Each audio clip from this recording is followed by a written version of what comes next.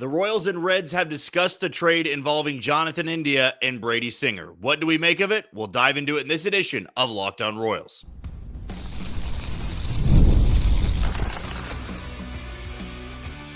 You are Locked On Royals, your daily Kansas City Royals podcast. Part of the Locked On Podcast Network, your team every day. You are tuned into another edition of Locked On Royals on the Locked On Podcast Network. As always, I'm your host, Jack Johnson, and you can find me on Twitter or X at JohnnyJ_15. That's at JOHNYJ_15. If you're a first-time listener and you want to know a little bit more about me and this show, I am based here in Kansas City. I work at Sports Radio 810 WHB, doing some hosting, some co-hosting, and producing as well. But when it comes to this podcast, when you click on this link, you know that you're going to be getting 30 straight minutes of Royals baseball. Today's show is brought to you by Gametime. Download the Gametime app, create an account, and use code LOCKEDONMLB for $20 off on your first purchase. Well, it was a pretty eventful Friday. It was Friday or Saturday. Actually, I think it was Saturday when this news broke. Let's just call it the weekend. About the Royals and Reds being in discussions for a trade that would involve Jonathan India coming to Kansas City and Brady Singer going to Cincinnati. Now, let me preface this by saying the trade was not close. And this is not the only player the Royals are looking at. In this article done by Ken Rosenthal, it is a very lukewarm situation right now. I know it's not the exact terminology that was used in it, but two sides were not really close on a deal. And I still had my reservations about Jonathan India only taking Brady Singer in terms of a return. But I do find it interesting that this was such a detailed look at it. It's very rare at times that you hear a reporter out there or a broadcaster say, two teams are discussing a trade involving this player and this player. And I go back to last year when we talked about Seth Lugo. And when the Royals were interested in Seth Lugo, there was 3 or 4 stories done where the Royals just kept coming up. And lo and behold, Seth Lugo and the Royals came to an agreement. And I love to use the phrase, when there's smoke, there's a fire. Or where there's smoke, there is a fire. And when it comes to this type of deal, I'm not trying to say that the smoke is a thick black cloud covering everything and it's so obvious and this trade is going to happen. But I will say that it just doesn't strike me as something that you hear these two players mentioned in a potential trade and then it just disappears. Could happen. I'm not saying it's impossible, but this is kind of one of those things with the smoke equals fire situation. And again, this article was done by Trent Rosencrans, or C. Trent Rosencrans and Ken Rosenthal of The Athletic. So I wanted to make sure I credited both of them. But the Royals are looking at Jonathan India, but he's just one of several hitters the Royals are looking at as they consider dealing from their rotational depth. This does strike me as surprising because Brady Singer was called a lock by J.J. Picollo not too long ago. So I took that as, okay, you have 4 locks right here, and maybe the number 5 spot is up for grabs. Maybe it's Alec Marsh, maybe it's Chris Bubich, maybe it's Michael Lorenzen if they bring him back. But Brady Singer, to me, felt like their most valuable trade chip. And in this article, it is mentioned that other teams view Brady Singer as the top piece, not Chris Bubich or Alec Marsh. Most of the contending teams, as the Reds consider themselves a contender, view Brady Singer as a more valuable piece than going after Alec Marsh, who has never really been a full-time starter up until last year. And Chris Bubich, who came off Tommy John surgery, was just out of the bullpen last year. The Reds look at Brady Singer as a sure thing. We're not gambling on Brady Singer really being bad. If he gives us the same numbers that he gave the Royals in 24, we feel like that's a good investment. And I've gotten so many questions about Jonathan India and why the Royals would go after him. And I'm glad that we can split this up into 3 segments tonight. We usually have 3 segments, but tonight's show is going to basically be surrounding this Jonathan India situation. The first thing with this, there is no need to be panicking about where guys can play, right? And the Royals didn't go into this sort of deal or discuss this deal saying, we need a second baseman. Because I know I've had some people say, well, second base isn't really an area of need. That's not what the Royals are getting at. The Royals said at the beginning of the offseason, we are looking for on-base guys, guys that get on base. And I love to quote Moneyball a lot. I do it nearly daily, it feels like. I do it a lot on this podcast. But it should not matter to you if a guy gets on base via a hit or a walk or a hit by pitch. If they're getting on base, they're doing their job. And Jonathan India gets on base a hell of a lot. And I think that the Royals looked at him, what he did last year, and said, that is a perfect answer to our leadoff spot. His walk rate was 5th best in baseball last year. The Royals need somebody that can draw a walk. The Royals need somebody that can see a lot of pitches at the plate. Well, guess what? Jonathan India was 15th in baseball in pitches per plate appearance. The guy who led the Royals in 2024 was Vinny Pasquantino in that department. He ranked 81st in the league. So Jonathan India right there screams leadoff hitter. You may be let down by his average. You may be let down by his defense. You may be let down by his lack of power. You might have thought that, hey, he was a rookie of the year. He's not been great since. He had 2 seasons that were below league average in WRC plus last year. He was a few points above that. I think the Royals look at this situation and say, if that's what it takes, Brady Singer for Jonathan India, in my opinion, to pull the trigger on that. And it is funny to me because Brady Singer was somebody, at least in my mentions and the comments, that got a lot of heat this year. Got a lot of criticism once he started tailing off in the second half. And then when it came up to trade ideas in the offseason, Brady Singer's name constantly came up. And I want to remind everybody that Jonathan India is not a perfect solution. He's not a perfect player. You're also talking about the Royals offering up their number 4 starter. Okay, so Brady Singer's not going to get a massive return. In fact, I thought when I saw this story that Jonathan India for Brady Singer straight up isn't going to get it done. And that's, in my opinion, why I think this deal wasn't really close. I think there's going to be more pieces involved if a deal is actually made. But make no mistake about it, Jonathan India would be a significant upgrade for the leadoff position. And then you get to the positions part of it, which we will discuss in the third part of tonight's show. Michael Massey can stay at second base if the Royals acquire Jonathan India. He may not play there every single game. I could see India and Michael Massey trading off at second base. I mean, hell, Michael Massey got banged up 3 separate times in 2024 and had the DH a lot. So it's not the worst thing in the world to have 2 second basemen there. And I would imagine, knowing the Royals' flexibility, that one of them would have to learn just another position so you can have that flexibility in the lineup. If there's a day that Massey's at second, you want to be able to trust Jonathan India at third base or a corner outfield spot, or vice versa. Michael Massey can play third base or he can play a corner outfield spot. I think he's athletic enough. I think Maikel Garcia is athletic enough. But I've also heard people say, well, I'd rather have the DH spot for Freddie Fermin or Salvador Perez or Vinny Pasquantino. With Matt Quatrero's lineups, in my opinion, there's not a locked-in guy to one position, and that's all he's going to play. That's really, to me, just Kyle Isbell and Bobby Witt Jr., not even Salvador Perez. Vinny Pasquantino, sure, because he can only play first base. But everybody else can move around a little bit. And I think going into 2025, that's going to be a theme again. Like, you're not going into 2025 saying, well, Salvy's going to DH 90% of the games, or he's going to DH for 100 games. You're not going to be doing that. Salvy's going to be catching the majority of the season.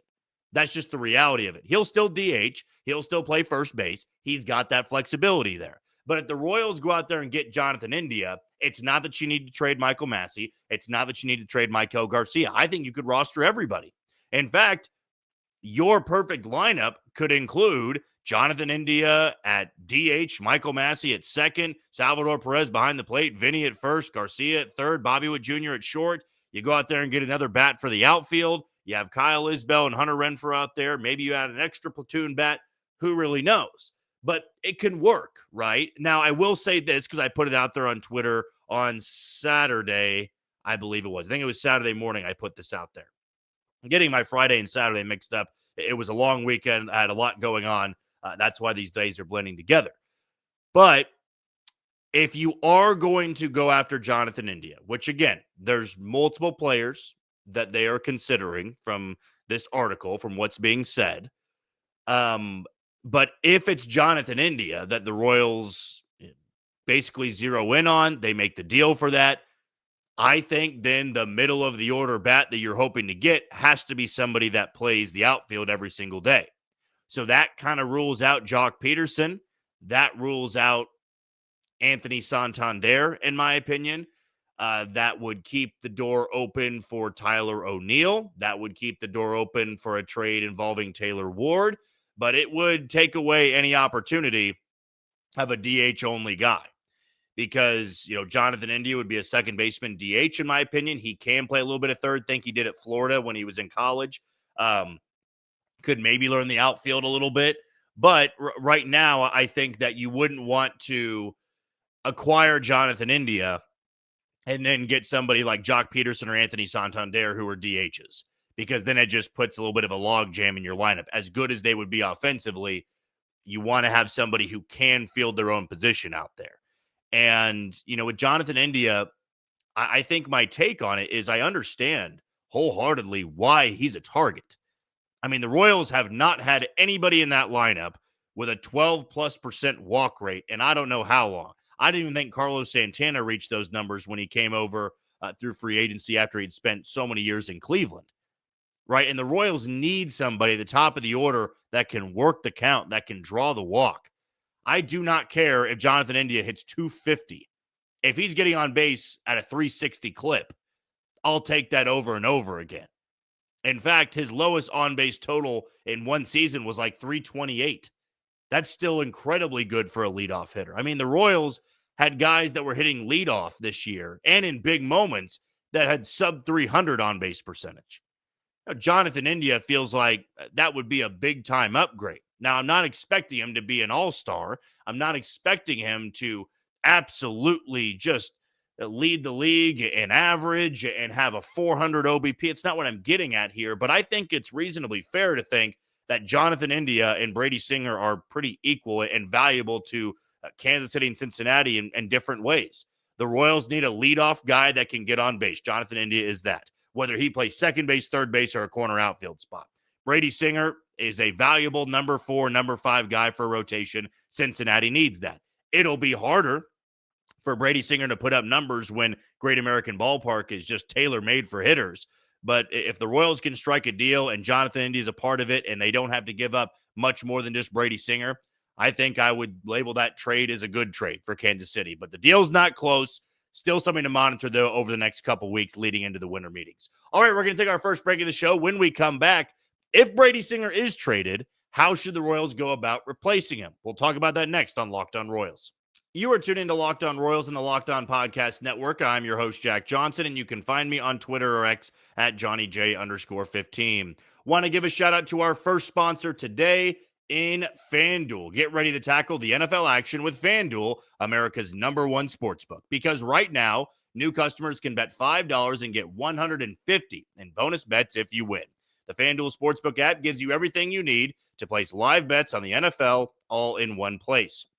So when you get a hunch in the middle of the game, you can check out the latest stats, view live play-by-play, and so much more on the same page where you place your bets. Just visit FanDuel.com to join today. You'll get started with $150 in bonus bets if you win your first $5 bet. That's FanDuel.com. Never waste a hunch and make every moment more with FanDuel, an official sportsbook partner of the NFL. For my pick, I'm going college football this weekend. Big one between Ohio State and Indiana. College football playoff hopes on the line. I'm going to take Ohio State to cover at the Horseshoe and take down Indiana for the first time this year, but do so over at FanDuel. Continuing this talk about Jonathan India, the Royals, Brady Singer, maybe Chris Bubich and Alec Marsh. Who really knows everybody that's been discussed in it? But I will say it again. Jonathan India is not the only guy the Royals are looking at. But the fact that Ken Rosenthal in this article singled out Brady Singer and Jonathan India, I would have to think that he's a front runner. And I have said before, I'll say it again, I understand why they would be going after Jonathan India. I understand the liking to him. And maybe they had a lot of interest in him way back when he was coming out of Florida in college. But to the Brady Singer part of this, it is surprising that a few days after J.J. Picollo, or maybe it was a week, that J.J. Picollo said Brady Singer's a lock for our rotation, this story comes out that the Royals may be shopping around Brady Singer, or maybe it was Cincinnati or multiple teams that were calling and saying, what's the availability? Here's who's available on our end. And that honestly is going to spark up some rumors. That's going to get the ball rolling, maybe on a couple of trade discussions, because when teams call about a certain player, it's only smart to hear out some of those offers. And if the Reds said, Jonathan India is somebody that we would be willing to part ways with, assuming you can include XYZ in this deal. And so for Brady Singer, I don't think that it would be the worst thing in the world for Brady Singer to part ways with this rotation. I do think he was great as a number 4. That was undeniable. I thought Brady Singer was very impressive. And every fifth day, it felt like the Royals could really count on what he was going to give you, which oftentimes was 5 innings and 3 runs or less. Is Brady Singer somebody that you treat like a number 1 or a number 2? Is he somebody that you believe is going to repeat those numbers in 2025? And maybe more than that, do you view Brady Singer as a long-term piece? He's still got 2 more years of control. Think he was set to make anywhere from $8 to $9 million this year. Jonathan India is another player around the same age that has 2 more years of control. He's just a second baseman, and he would give the Royals different things than what Brady Singer could.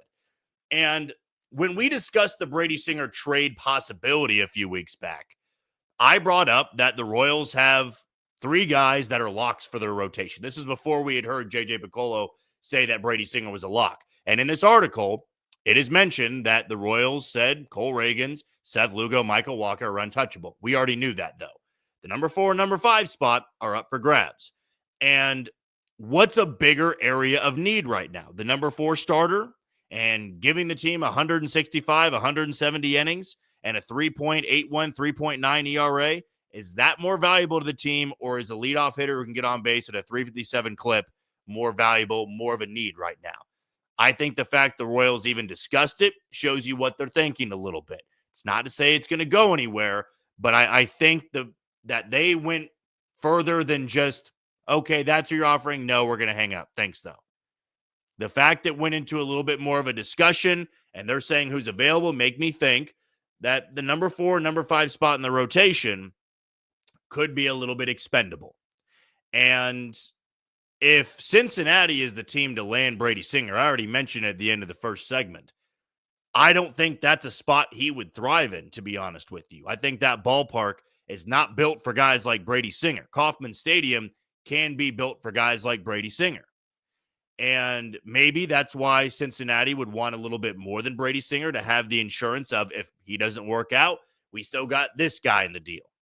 And if the Royals were going after Jonathan India, I'm sure they're thinking, well, we need a little bit more than that if we're giving up a guy that we drafted, we developed, and was in our rotation, and a very good rotation in 2024. So on the point of replacing him, I really don't think it's much of a stretch to think that the Royals could just call Michael Lorenzen back, considering what I think his asking price will be. He's got familiarity with the coaching staff. He likes the defense in Kansas City, and he seemed happy when the Royals acquired him. Michael Lorenzen was trusted more in the postseason than Brady Singer was. Brady Singer faced one batter. He did strike out Aaron Judge, but that was the only time Brady Singer got out there. Also, in the final 2 months of the season, we saw that pretty severe regression. His ERA in the final 2 months, August and September, were north of 5.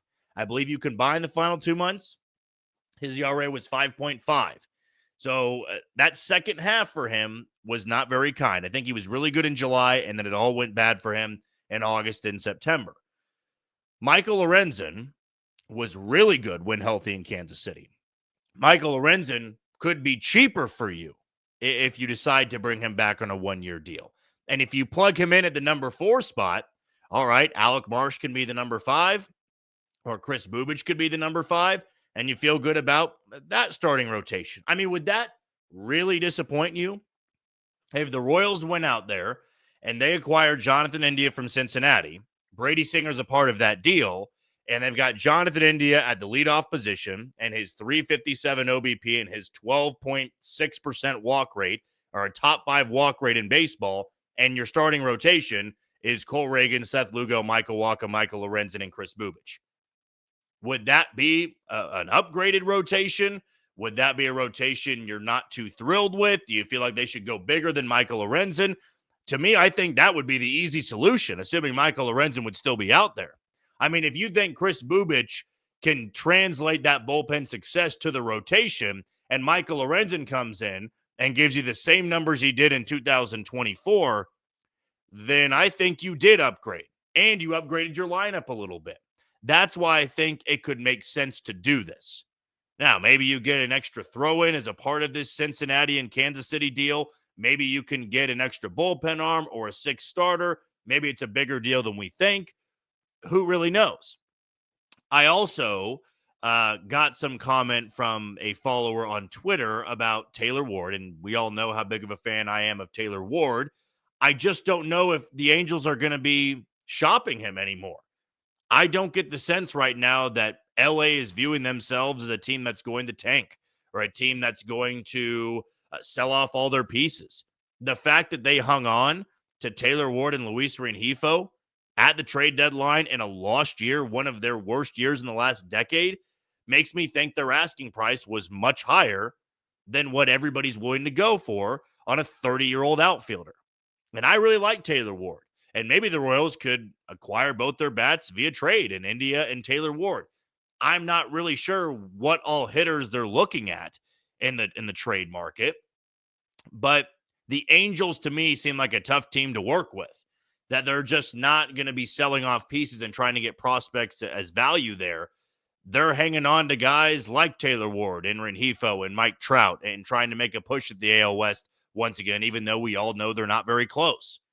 So if you're going out there and trading for Jorge Soler and you're signing Kyle Hendricks and Travis d'Arnaud, why all of a sudden would you trade your leadoff hitter? That's why I think the Reds are more willing to move on from Jonathan India than the Angels are of Taylor Ward. But for the sake of the rotation here, I think you could plug in a few guys for the number 4 and number 5 spot and still get similar value that Brady Singer gave you in 2024. Maybe J.J. Picollo was thinking the same way. Maybe Scott Sharp's thinking the same way.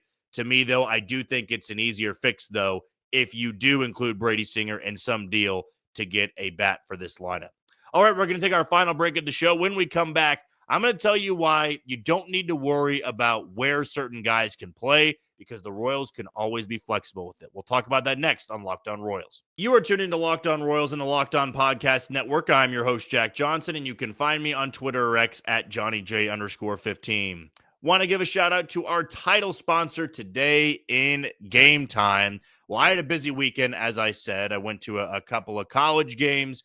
It was a blast, and I know that for a lot of people here locally, that's the focus. College basketball, college football. If you're an NFL fan, maybe you were a Chiefs fan and made your way up to Orchard Park to watch their first loss of the year. But maybe if you did, you went through Gametime to buy your tickets. It's where I go to buy all my tickets, whether it be football games, basketball games, baseball games, even concerts and comedy shows. They're going to have you covered over at Gametime. So here's what you need to do when going to Gametime. Just download that app, create an account, and use code LOCKEDONMLB for $20 off on your first purchase. Those terms apply. So again, create an account and redeem code LOCKEDONMLB. That's LOCKEDONMLB for $20 off. Download Gametime today. What time is it? It is Gametime. So a big part about this Jonathan India trade, at least from what I'm getting feedback-wise from the fans and the listeners and the followers, is why would they go after a second baseman who's just like Michael Massey and he can't really play out of position? And I can understand the frustration with it, if you will, or maybe the confusion with it. To me, though, I just don't think that this is a situation you need to be too hung up on. Because if the Royals do make a move like this, if Jonathan India is acquired and they have Massey and Jonathan India, and they both only play second base, and their only other spot they can go in the lineup is DH, believe me, the front office is already thinking a few steps ahead about how to handle that lineup. And that may mean telling Michael Massey, you're going to have to learn how to play left field. You're going to have to learn how to play third base. That may mean telling Jonathan India after they acquire him, look, your days of just being a second baseman are done. If you're going to be in this lineup and you're going to play every single day, you need to be flexible because second base is not a high value position. And I do think you look at Maikel Garcia, a guy who was great defensively at shortstop. He had only played shortstop and second base at the big league level. And the Royals said, you're going to play third. And he had to go over there and play third base. And he's played it very well. He adjusted to it rather quickly. And, Jonathan India and Michael Massey haven't done that at the big league level. But it's not to say they never can, right? Did we ever believe that MJ Melendez, as a catching prospect, was going to be a left or right fielder? We did not. They told him to do that. He had to learn the position a little bit. And there you go. Salvador Perez had to learn first base after being a catcher his entire career, right? Bobby Witt Jr., when he first came up, had to learn third base, and then they moved him to shortstop, right? Kyle Isbell was actually drafted as a second baseman / outfielder, so he did have that familiarity with the outfield, but he was a corner outfield guy. Then he started playing center field more, and then he was their center fielder. So guys are going to have to learn how to play a new position. And it might be a growing pain situation. You might move India over to third base and he's not very good over there. But if he's giving you the bat that you need, it might be worth it. I mean, the Royals prior to Maikel Garcia had terrible defense over at third base. They really did for a number of years. And second base is not a very high value position. So I'm laying out some of these scenarios. If you wanted to go the basic way, I've already listed it out before, where Salvador Perez is behind the plate. Vinny Pasquantino's at first, Michael Massey's at second, Jonathan India's at DH, or you flip those two. Bobby Witt Jr.'s at short. You have Maikel Garcia at third. You got Isbell in center, Renfroe in right, and a new free agent bat or a trade piece that would be in left field. Pick whoever you want out there. That, to me, is an opening day lineup if those deals were to be made. If there is a day that you want to DH Salvador Perez, okay, I don't think it's much of an issue if you have Michael Massey or Jonathan India learning third base or learning a corner outfield spot. Massey plays second base. Salvi goes to DH. Vinny's at first. Fermin's behind the plate. Jonathan India's playing third. You go that route. Okay, there's also times where Salvi's going to play first. Vinny DHs.